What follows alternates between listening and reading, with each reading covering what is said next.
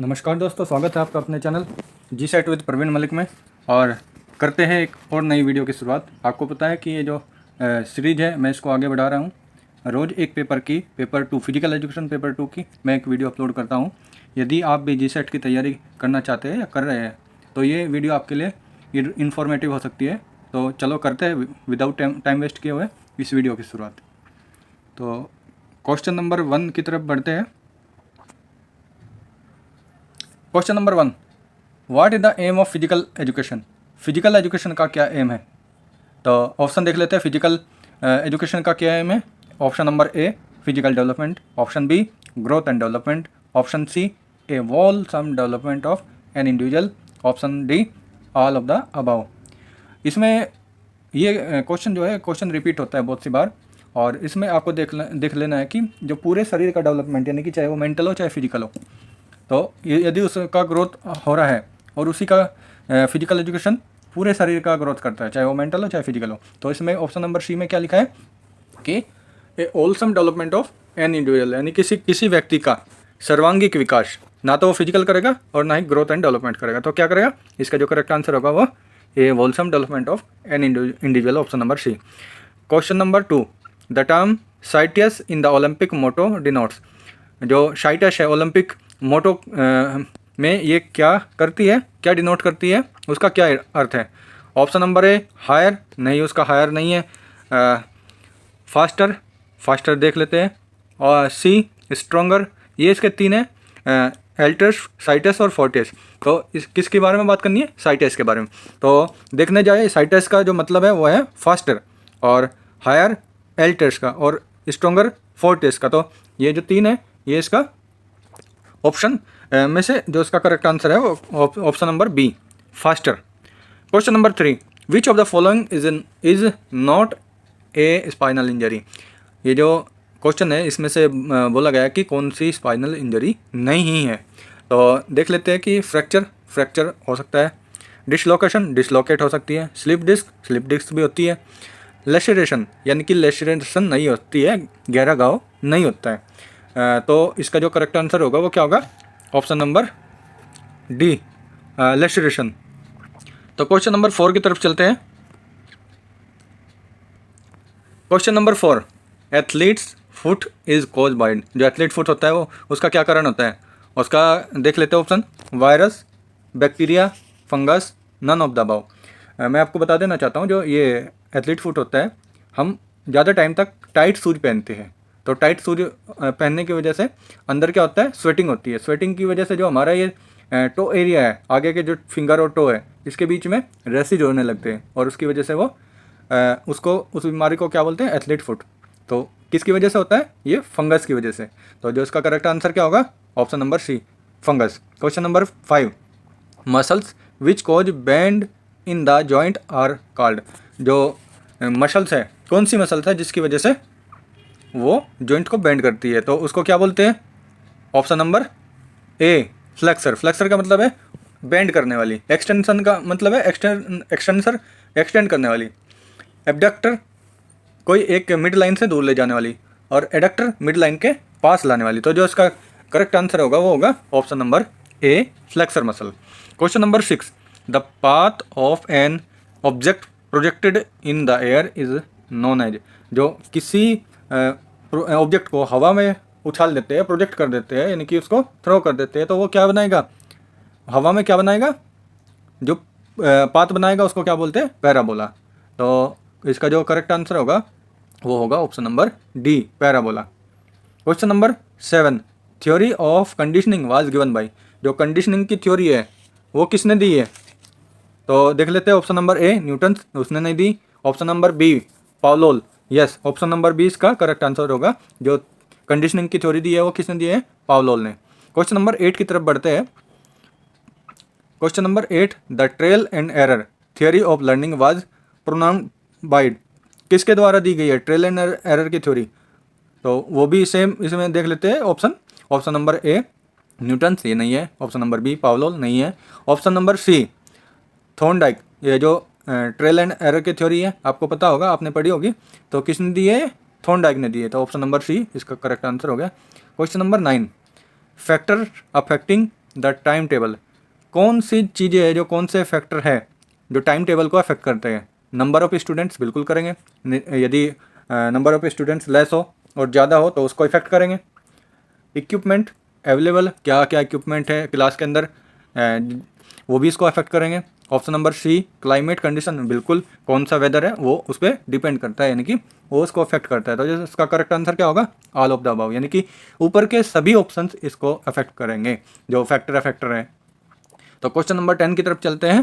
Question number 10 है total number of byes to be given when 21 teams are participating. सबसे पहले हम इसको देख लेते हैं कि कितनी टीमें हैं, 21। तो इसका जो फॉर्मूला होता है n+1/2। तो n यहाँ पे क्या हो गया? Number of teams. तो कितनी है? 21। तो यदि फॉर्मूले के अंदर इसको पुट करना चाहिए तो n+1/2, n number of team यानी कि 21 + 1, एक उसमें 21 में प्लस करेंगे कितना हो गया? 22 और डिवाइड बाई 2। यदि 22 को हम डिवाइड करते हैं 2 से तो कितना आएगा? 11। तो जो ऑप्शन नंबर बी है इसका जो करेक्ट आंसर होगा, यानी कि यदि 11 टीम है तो कितनी बाई मिलेगी? 11, option number B. Question number 11 की तरफ बढ़ते हैं। Question number 11, an efficient coach is he who, यानी कि जो एक सक्षम कोच होता है, एक जो अच्छा कोच होता है, वो उसके अंदर क्या क्या होनी चाहिए?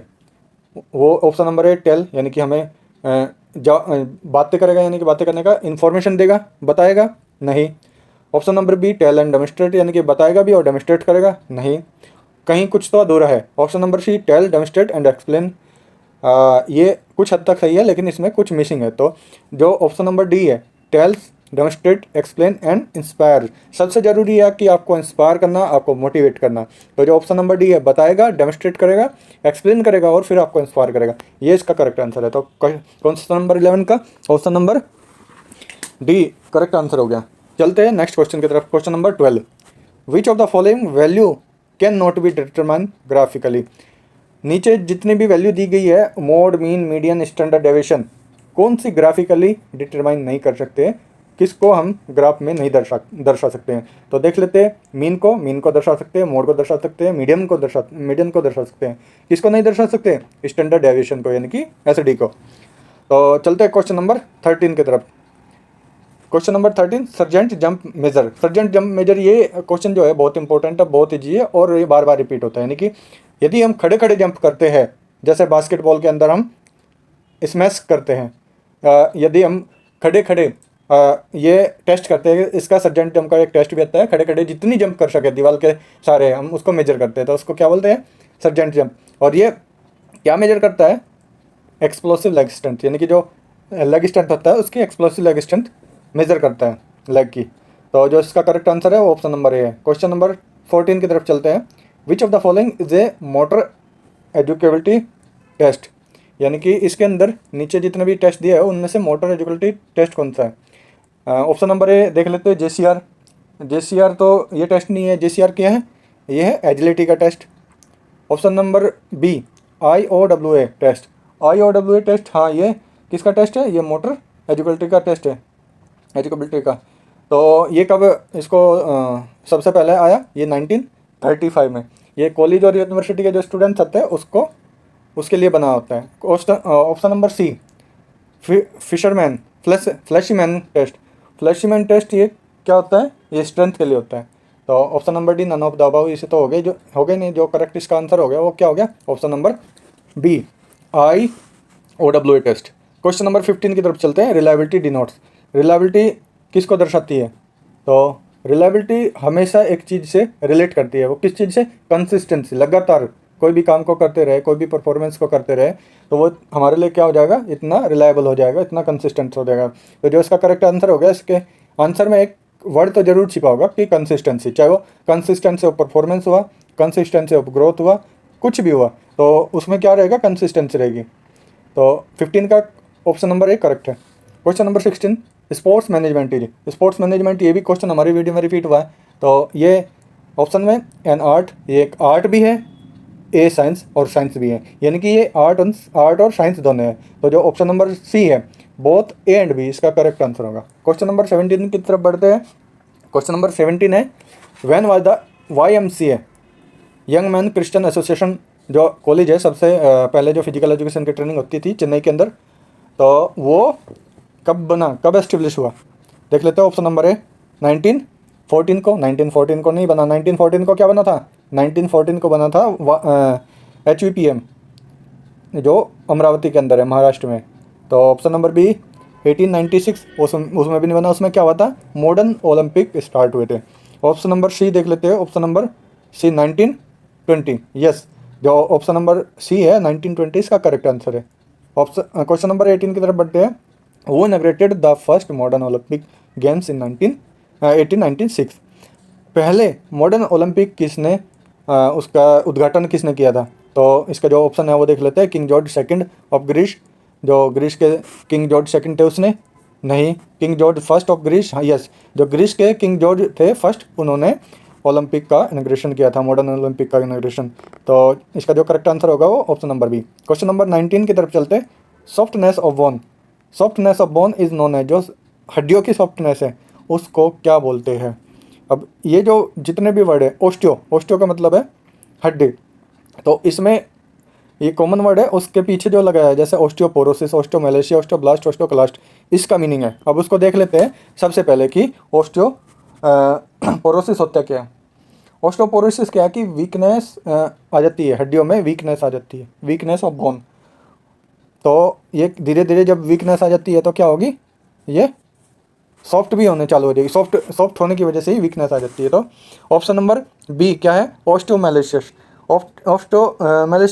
मेलेशिया में क्या होता है, इसमें क्या होती है, हड्डी सॉफ्ट हो जाती है, लेकिन किस वजह से, जब फीमेल प्रेगनेंसी के टाइम पे। तो ये एक पर्टिकुलर है, ये सभी के लिए नहीं है, ये कॉमन नहीं है। ओस्टियोपोरोसिस मेल में भी होगा और फीमेल में भी होगा। तो option number C osteoblast. Osteoblast का मतलब है एक शेल होती है जो क्या करती है, बोन टिश्यू को बनाती है। ब्लास्ट का मतलब बनाना और क्लास्ट का मतलब तोड़ना। तो ओस्टियोब्लास्ट यानी कि क्या कर रही है, एक सेल जो बोन बना रही है, बोन टिश्यू बना रही है, और एक सेल जो मतलब ओस्टियोक्लास्ट में क्या होगा, क्लास्ट में टूटेगी। तो जो इसका करेक्ट आंसर होगा वो ऑप्शन नंबर ए ओस्टियोपोरोसिस। क्वेश्चन नंबर 20 की तरफ चलते हैं। कॉन्ट्रास्ट बात इज रिकमेंडेड फॉर। कॉन्ट्रास्ट क्या होता है, यानी कि एक जो कुछ काम कर रही है तो उसके अपोजिट, यानी कि जैसे कोल्ड थेरेपी है तो हॉट थेरेपी, दोनों साथ में हम करेंगे, यानी कि अल्टरनेट करते रहेंगे, तो उसको क्या बोलेंगे, कॉन्ट्रास्ट। अब इसमें कॉन्ट्रास्ट बात है, यानी कि उसमें हॉट बात भी होगा और कोल्ड बात भी होगा, तो उसी को कंटिन्यू यानी कि उसी को अल्टरनेट करते रहेंगे तो उसको क्या करेगा, वो क्या फ़ायदा करता है, वो हमारी जो स्वेलिंग होती है उसको रिड्यूस करता है, कम करता है। जो ऑप्शन नंबर बी है इसका करेक्ट आंसर होगा। क्वेश्चन नंबर 21 की तरफ चलते हैं। On set command the sprinter is an, जो हमें कमांड मिलती है सेट पे, तो क्या होगा, सेट जब कमांड मिलती है एथलीट को, रनर को, तो क्या कर लेगा वो, स्टेबल इक्विलिब्रियम में, यानी कि एक स्थिति जो एकदम उसकी समतोलन में, उसके बैलेंस में रहेगी, तो उसमें वो आ जाएगा। तो ऑप्शन नंबर ए स्टेबल इक्विलिब्रियम में आ जाएगा। Question number 22 during abduction the arm moves. अब दो वर्ड है, एबडक्टर और एबडक्शन, एबडक्शन और एडक्शन। तो एबडक्शन क्या होगा, दूर जाएगा मिड लाइन से, और एडक्शन क्या मतलब ऐड होगा, पास हो आएगा। तो ऑप्शन नंबर देख लेते हैं, टूवर्ड द बॉडी, यानी कि बॉडी की तरफ आएगा, नहीं, दूर जाएगा। तो option number be away from the body, body के दूर जाएगा, बॉडी से दूर जाएगा। तो ऑप्शन नंबर बी 22 का करेक्ट होगा। Question number 23 cognitive. कोग्निटिव सबसे एक वर्ड है जो किससे जुड़ा हुआ, हमारे माइंड से, हमारी मेंटल उससे। तो ये जहाँ भी वर्ड आता है तो आपको इससे रिलेट कर लेना होता है। Cognitive learning is also called, जो कोग्निटिव लर्निंग है वो किससे रिलेटेड है, मेंटल लर्निंग से। ऑप्शन नंबर है correct answer. Question number 24 personality study is a kind of, जो पर्सनैलिटी स्टडी है वो किस टाइप की है। पहले तो बात कर लेते हैं कि ये जो यहाँ पर रिसर्च दी हुई है, स्टडी दी हुई है, उसको देख लेते हैं। हिस्टोरिकल स्टडी क्या होती है, जो हमारी हिस्ट्री में यानी कि पास्ट में हो चुकी है। एक्सपेरिमेंटल स्टडी क्या है कि हम फ्यूचर में करेंगे, और केस स्टडी और इसके साथ में सर्वे स्टडी दोनों प्रेजेंट में चलती है। जो तो पर्सनैलिटी कब है, पर्सनैलिटी लाइव है, पर्सनैलिटी हम पर्सनैलिटी के विटनेस है। तो ये क्या होगा, प्रेजेंट में होगी, तो प्रेजेंट में होगी तो option number C case studies का आएगा। तो option number C is the correct answer. Question number 25 की तरफ बढ़ते हैं। रिसर्च प्रोसेस कंसिस्ट ऑफ, जो रिसर्च की प्रक्रिया है वो किस किस चीज़ से बनी हुई है, तो उसमें क्या क्या आएगा रिसर्च प्रोसेस में। कलेक्शन ऑफ डाटा, यस ये आएगा। क्योंकि हम डाटा को कलेक्ट करते हैं। फिर option number B analysis of data, data को एनालाइज भी करते हैं। Option number C drawing of inference, यानी कि जो ड्राइंग ऑफ इन्फ्रेंस है ये भी इसके अंदर आएगा। Option number D all of these, यानी कि ऊपर के जो 3 ऑप्शन है तीनों की 3 इसमें इंक्लूड है, तो इसका जो ऑप्शन होगा, जो करेक्ट ऑप्शन होगा वो ऑप्शन नंबर डी होगा। क्वेश्चन नंबर 26 की तरफ चलते हैं। The type of research method used in the study of 2 variables, कौन से टाइप का रिसर्च मेथड यूज होगा जब हमारे पास 2 वेरिएबल्स है, स्टडी में 2 वेरिएबल्स है, तो वेरिएबल्स है हम इसको यूज करेंगे। तो इसमें हम कहीं में यूज करेंगे, ये करेंगे हम एक्सपेरिमेंटल स्टडी में, क्योंकि हम इसके ऊपर एक्सपेरिमेंट करेंगे अलग अलग वेरिएबल्स के ऊपर। तो जो इसका करेक्ट आंसर होगा वो होगा option number C. Question number 27 की तरफ चलते हैं। वो was the first principal of YMCA Chennai college of physical education, जो सबसे पहला YMCA का प्रिंसिपल था वो कौन था? HC Buck, Henry buck.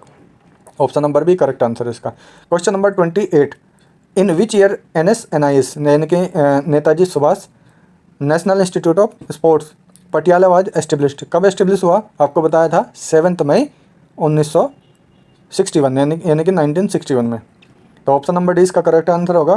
Question number 29, which of the following is not a regional centre of Sai, Sai का कोई एक रीजनल सेंटर नहीं है, तो कौन सा नहीं है? कोलकाता के अंदर साई है, बिल्कुल है। बेंगलोर के अंदर भी है, पटियाला के अंदर भी है, वडोदरा के अंदर नहीं है। तो जो इसका करेक्ट आंसर होगा वो कौन सा होगा? Vadodara, option number C. Question number 30 की तरफ बढ़ते। Fartlek training is used to develop, जो फार्टलेक ट्रेनिंग है वो क्या डेवलप करती है?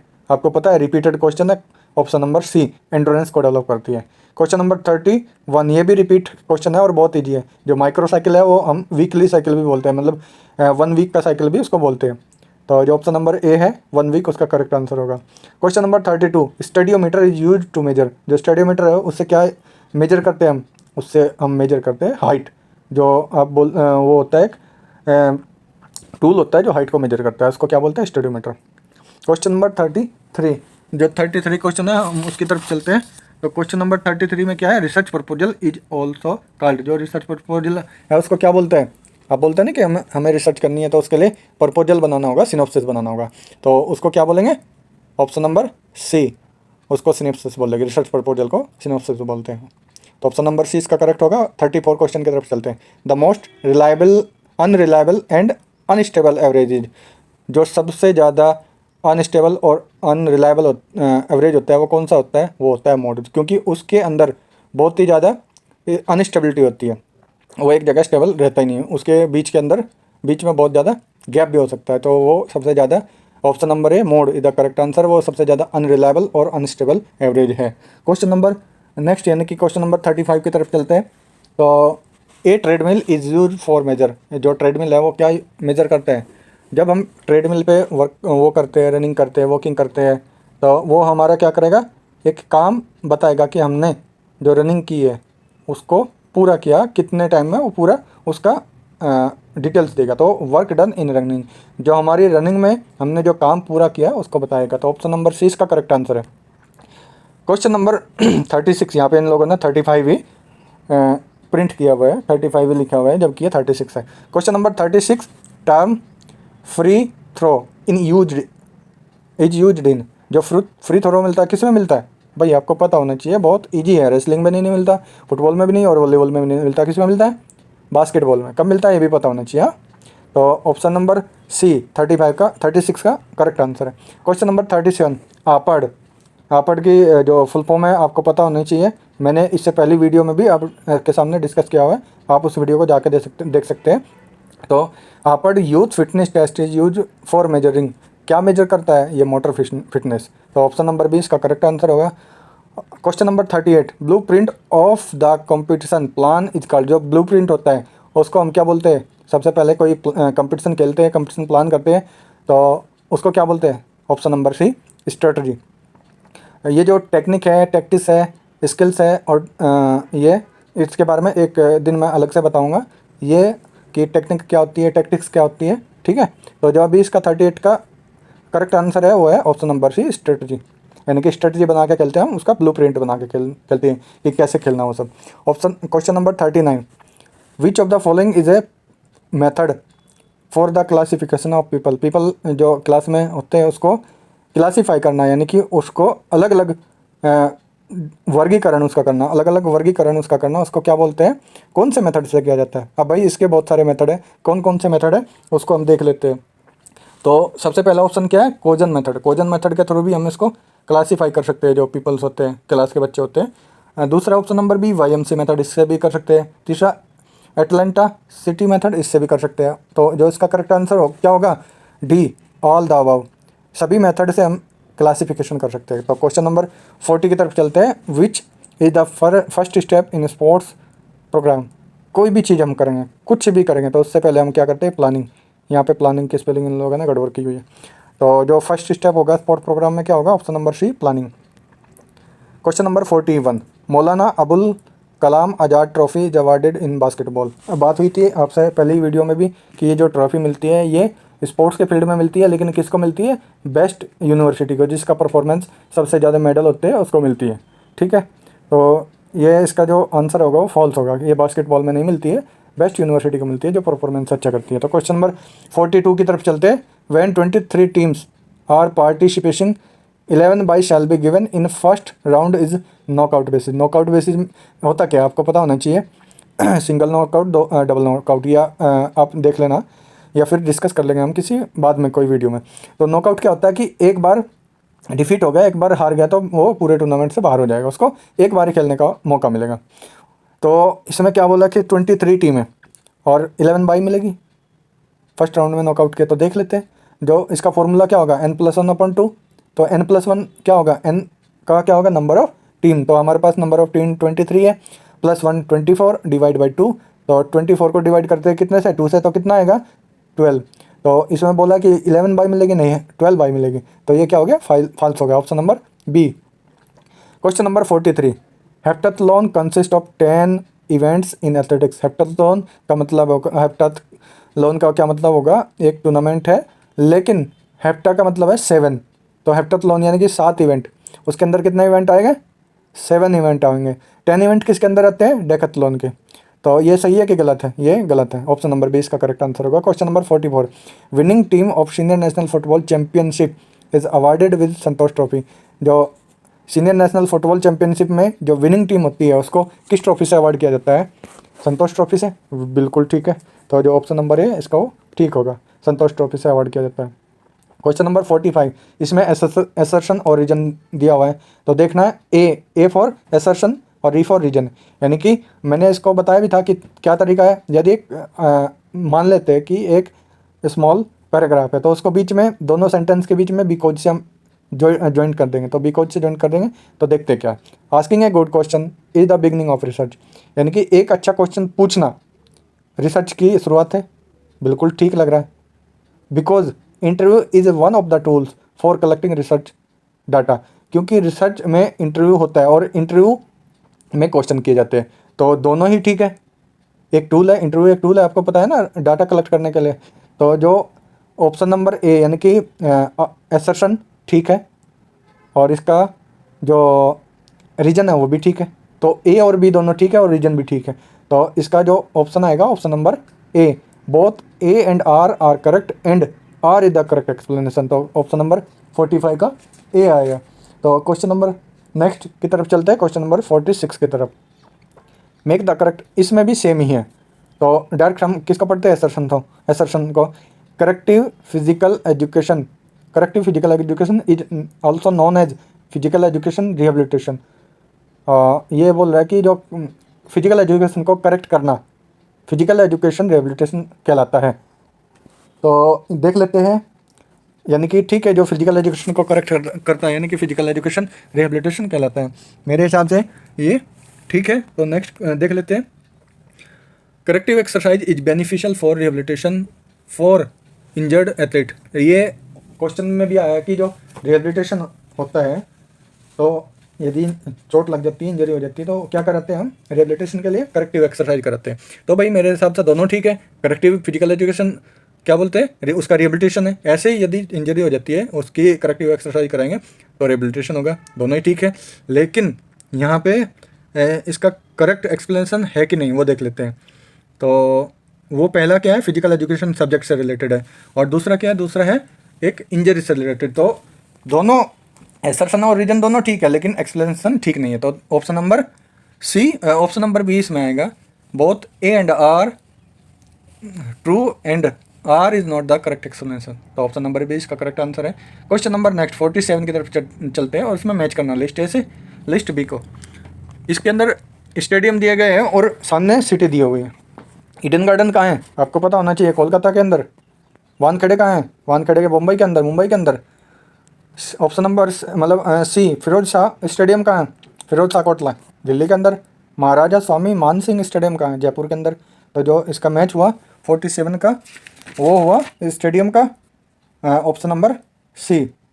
तो जो ऑप्शन नंबर सी है उसका करेक्ट आंसर होगा। क्वेश्चन नंबर 48 की तरफ चलते हैं। इसमें भी मैच करना है। इसमें स्पोर्ट्स पर्सन दिए हुए और उसके सामने उनका क्या दिया हुआ, गेम दिया हुआ है।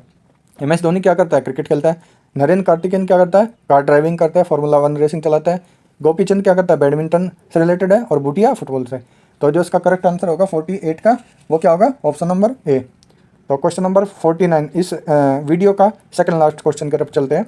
इसमें भी लिस्ट मैच करना है। खो खो गेम में क्या होता है, 3-6 की चेन होती है। कबड्डी में क्या होता है, थाई होल्ड होता है। बास्केटबॉल में शूटिंग होता है, और वॉलीबॉल में स्मैश होता है। तो यदि इसको हम मैच करने जाए तो कौन सा ऑप्शन करेक्ट हो रहा है, 49 का। जो 49 का इसमें ऑप्शन करेक्ट करने जाए, मैच करने जाए, तो ऑप्शन नंबर बी इसका आ रहा है। तो इस वीडियो का लास्ट क्वेश्चन, इसको भी मैच करना है। इसके अंदर गेम दिए हुए हैं, और उसके अंदर जो टेक्निक्स हैं, जो इक्विपमेंट यूज होते हैं, वो दिए हुए हैं। तो आर्चरी में क्या होता है, एयर होता है। एथलेटिक्स में स्टार्टिंग ब्लॉक, बैडमिंटन में रैकेट, हॉकी में स्टिक। तो यदि इसको मैच करें तो 50 का, क्वेश्चन नंबर 50 का क्या आंसर आ रहा है, वो आंसर आ रहा है ऑप्शन नंबर ए।